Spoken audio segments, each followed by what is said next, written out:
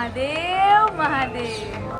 સૌરાષ્ટ્રે સોમનાથં ચ શ્રીશૈલ્ય મલ્લિકાર્જુનમ ઉજ્જૈન્યામ મહાકાલમ ઓમકારમ અમલેશ્વરમ પરલ્યામ વૈદ્યનાથં ચ ડાકિન્યામ ભીમશંકરમ સેતુ બંધેતુ રામેશમ નાગેશમ દારુકાવને વારાણસ્યામ તુ વિશ્વેશમ ગૌતમમ ત્રંબકમ ગૌતમી તટે હિમાલયતુ કેદારમ દુષ્મેશં ચ શિવાલય એતાની જ્યોતિર્લિંગાની સાયં પ્રાતઃ પઠન નર સપ્તજન્મ કૃતમ પાપમ સ્મરણેન વિનશ્યતિ.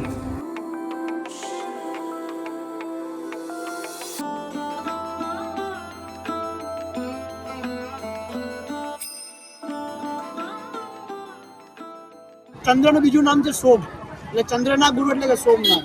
અને વરદાન આપ્યું કે આ પૃથ્વી ઉપર જ્યાં સુધી સૂર્ય અને ચંદ્રમા વિદ્યમાન છે ત્યાં સુધી આપ અને આપના પરિવારના બધા સભ્યો વંશજો અહીંયા ભગવાન સોમનાથની સેવા કરતા રહેશે. તો મિત્રો આ એ મંદિર છે જેની નીચે જે સ્વયંભૂ મહાદેવ પ્રગટ થયેલા એ સ્થાપન થયેલું છે. એટલે ભગવાનની એવી કથા છે કે ભગવાન જેટલાને વરદાન આપ્યું ને ભગવાનનું પણ બધાએ પ્રયોગ કર્યો.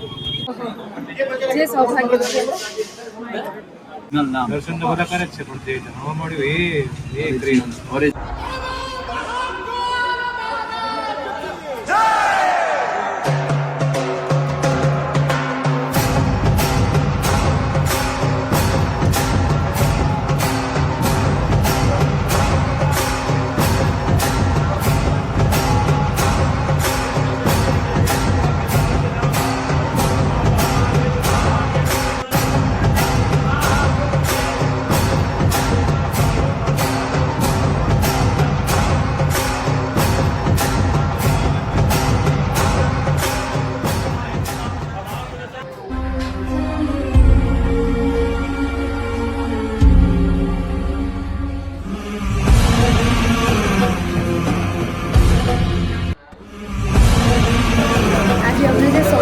મળ્યું છે. અમે અંદર શિવલિંગ પર પૂજા થઈ રહી હતી.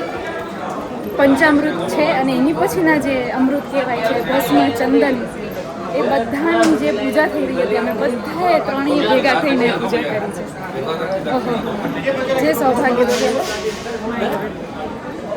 તો મિત્રો આ એ મંદિર છે જેની નીચે જે સ્વયંભૂ મહાદેવ પ્રગટ થયેલા એ સ્થાપન થયેલું છે. મહાદેવનો જે અભિષેક કરવામાં આવે છે, શિવલિંગનો જે અભિષેક થાય છે એ આ જ મંદિરે થાય છે. અને અમે અંદર જે તમે જોયું કે એ શિવલિંગનો અમે અભિષેક કરીને આવ્યા, પૂજા કરીને આવ્યા. સો આ જે છે એ ઓરિજિનલ સોમનાથ મહાદેવનું મંદિર હતું.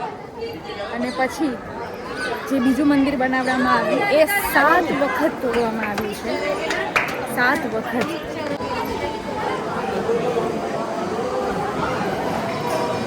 તમે જોઈ શકો છો કેટલું સુંદર છે આ મંદિર.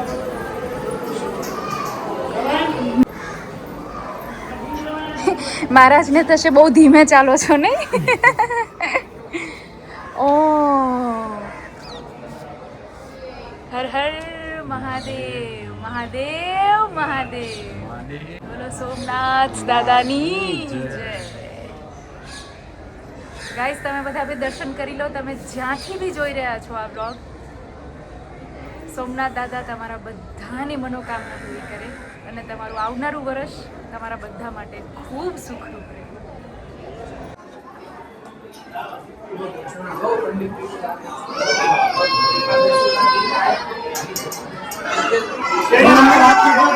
પાલખી યાત્રાની ભગવાનની પાલખી યાત્રા નીકળે છે. હા હા એનો શણગાર આ છે.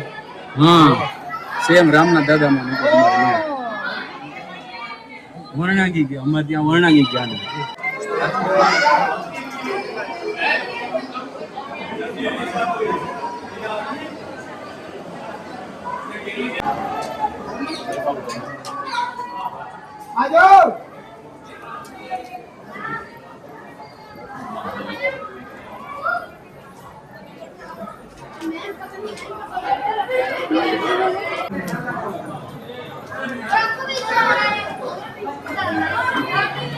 જો ગાઈસ હું કહેતી હતી ને, હવે તમને સરખી રીતે બતાવું. આ છે અહલ્યાબાઈ ને આને જ અહલ્યાબાઈ મંદિર કહેવામાં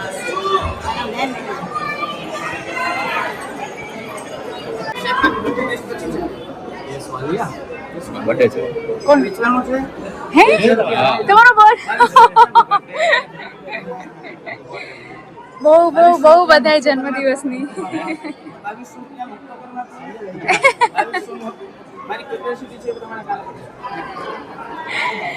શું વાત છે? પછી લખીને મોકલી કાંઈ વાંધો નહીં, આવી ગયો આમાં. તમારા જન્મદિવસે તમે અમને આવી સેવા આપો છો. અરે અરે.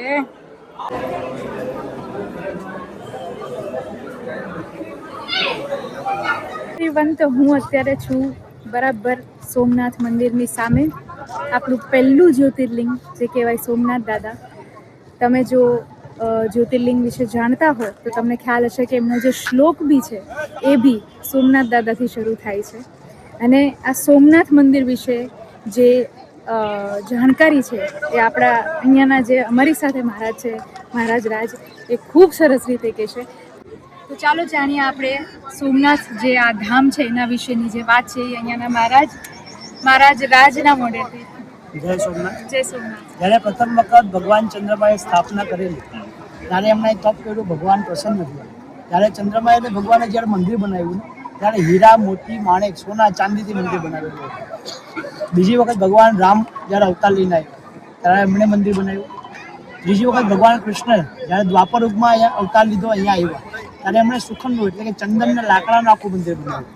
ત્યારબાદ અનેકો રાજાઓ અહીંયા મંદિર બનાવેલું છે. છેલ્લે અમીરજી ગોહિલ જ્યારે આ યુદ્ધ થયું, આક્રમણ થયું, ત્યારે લડવા આવ્યા મોહમ્મદ ગઝનવી સાથે. એમના બધા સૈનિકો, રાજાઓ બધા સાથે લઈને આવ્યા ત્યારે આ પથ્થરોનું બનાવેલું હતું. અત્યારે પણ આ જે મંદિર આપ જોઈ રહ્યા છો એ રાજસ્થાની પથ્થરથી બનેલું છે. આ મંદિર બનેલું છે 1952માં, આઝાદી પછી. આપણા ગૃહમંત્રી હતા પહેલા સરદાર વલ્લભભાઈ પટેલ, એમને સંકલ્પ કર્યો તો સમુદ્રના જળથી કે આ મંદિર જ્યારે દેશ આઝાદ થશે ત્યારે આ મંદિર ફરીથી નિર્માણ કરીશ. પણ જ્યારે એવી સંજોગો નહોતા કે હયાત નહોતા, એમનું મૃત્યુ થઈ ગયું. ત્યારે આપણા દેશના પહેલા રાષ્ટ્રપતિ એટલે કે ડૉક્ટર રાજેન્દ્ર પ્રસાદજી એમણે આ મંદિરની પ્રાણ પ્રતિષ્ઠા કરેલી. રાજસ્થાનની બાજુમાં મકરાણા ગામ છે, ત્યાંથી બ્લેક પથ્થર લઈ આવી શિવલિંગની સ્થાપના કરવામાં આવી. પણ આની સ્ટોરી એ છે કે જ્યારે ચંદ્રમાએ અહીંયા તપ કર્યું, ભગવાન પ્રસન્ન થયા.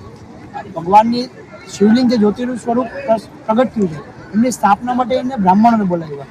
એટલે કે એના લોકમાંથી, ચંદ્ર લોકમાંથી બ્રાહ્મણોને બોલાવ્યા. બ્રાહ્મણે પ્રાણ પ્રતિષ્ઠા કરાવી, પૂજા વિધિ કરાવી, હોમ યજ્ઞ કરાવ્યો. બધું પતી ગયું, બ્રાહ્મણોનું કંઈ કામ રહ્યું નહીં. ત્યારે ભગવાન ચંદ્રમા પાસે બ્રાહ્મણો ગયા અને કીધું, પ્રભુ આપે તમને બોલાવ્યા, હવે અમારું અહીંયા કામ પતી ગયું છે, હવે અમારે અહીંયા શું કરવું? ત્યારે ચંદ્રમાએ પ્રસન્ન થઈ ભગવાને વરદાન આપ્યું કે આ પૃથ્વી ઉપર જ્યાં સુધી સૂર્ય અને ચંદ્રમા વિદ્યમાન છે, જ્યાં સુધી સૂર્ય અને ચંદ્રમા છે ત્યાં સુધી આપ અને આપના પરિવારના બધા સભ્યો, વંશજો અહીંયા ભગવાન સોમનાથની સેવા કરતા રહેશે. અને પેઢી દર પેઢીથી ભગવાન સોમનાથની પૂજા કરતા આવીએ છીએ. મહારાજ, તમે કઈ બોલેલા હતા કે જે ગોલ્ડન ટેમ્પલમાં છે જી, એ શું હતું? એવી લોકોની લોકવાહિકા છે એવી કે જે ગોલ્ડન ટેમ્પલમાં સુવર્ણ દ્વાર છે. લોકો એમ કહે છે, વડીલો એમ કહે છે કે આ એ સોમનાથ મંદિરના દ્વાર છે, એવું માનવામાં આવેલું છે. એક પ્રકારની આપ માઇથોલોજીકલ સ્ટોરી પણ કહી શકો. અને મહારાજજીએ હમણાં જ અમને કીધું જે પૂર્ણિમાનું અહીંયા મહત્વ છે એ શું કામ છે એ બી જાણીએ.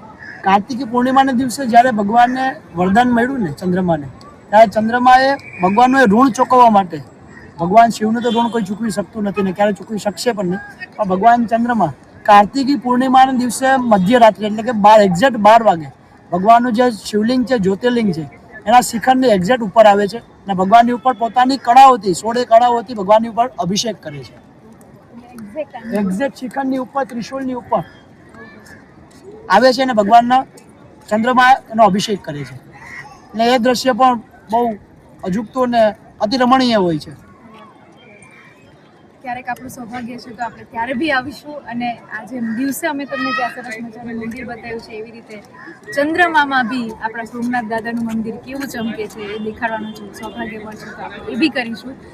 પ્લીઝ કમેન્ટમાં જે પણ લોકોને ખરેખર એવું લાગ્યું હોય કે આ મંદિર વિશે જાણવાની ખૂબ મજા આવી અને જે મહાદેવમાં માનતા હોય, જે ના બી માનતા હોય, હર હર મહાદેવ લખવાનું ના ભૂલતા અને એક વખત આપણું જે પ્રથમ જ્યોતિર્લિંગ છે સોમનાથ મહાદેવ ત્યાં દર્શન કરવા જરૂરથી પધારજો.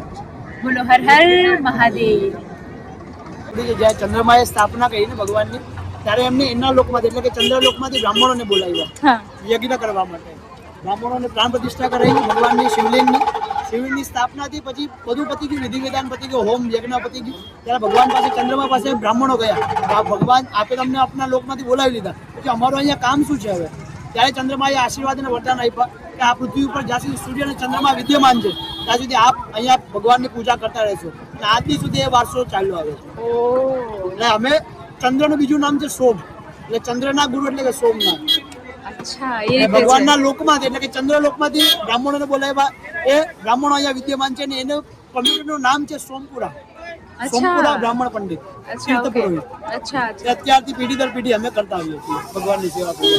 પણ તમને જોઈને ખરેખર એવું લાગે જ નહીં કે આટલું બધું આમ કેટલા બધા યંગેસ્ટ લાગે છે બાપરે. ભગવાનને 150 શ્રાપ આપ્યો હતો ને, હા એનું તપ અહીંયા કર્યું ચંદ્ર ભગવાનને. અને બધું આ 15 દી પછી એકદમ પ્રકાશ હોય રોજ પાછળના 15 દી ઓલું થઈ ગઈ હા. કે અહીં તપ કર્યા પછી ભગવાને એને ઓલું આપ્યું કે તારું 15 દી તેજ રહેશે એમ. હા પક્ષ અને શુક્લ પક્ષની શરૂઆત અહીંયાથી થઈ. અહીંયાથી સોમનાથથી થઈ.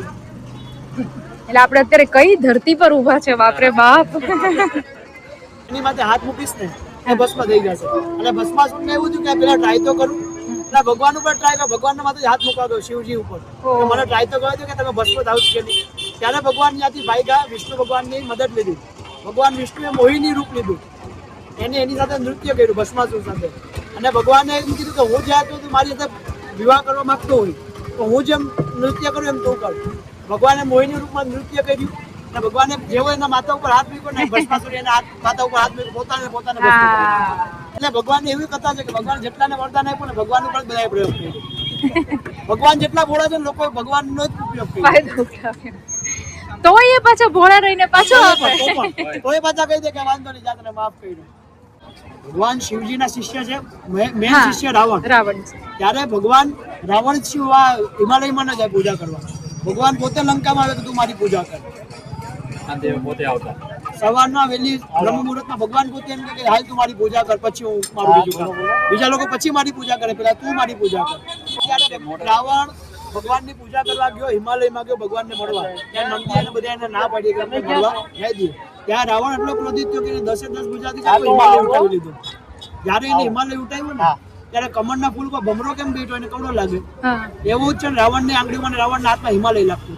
અને જ્યારે રાવણ હાથ ઉપર ઉઠાવ્યું ત્યારે ભગવાને ખાલી એનો અંગૂઠો છે ને દબાવ્યો, એટલે હિમાલય આખું એને આંગળીમાં બેઠી ગયું, આંગળી નીચે દબાઈ ગયું. ત્યાં રાવણે શિવ તાંડવની રચના કરી. એ જ્યારે ભગવાનને રાવણની આંગળીઓ દબાઈ ગઈ હિમાલય નીચે, ત્યારે એનાથી કષ્ટમાં ને કષ્ટમાં એને શિવ તાંડવની રચના કરી. જે તે વખતે ભગવાન પ્રસન્ન નતા થતા ત્યાં રાવણ એને 10 માથા છે ને કાપીને ભગવાન જ્યારે એને કમળ ફૂટે ને પૂજા માટે ત્યારે એને પોતાના માથા આપ્યા કમળના નામે.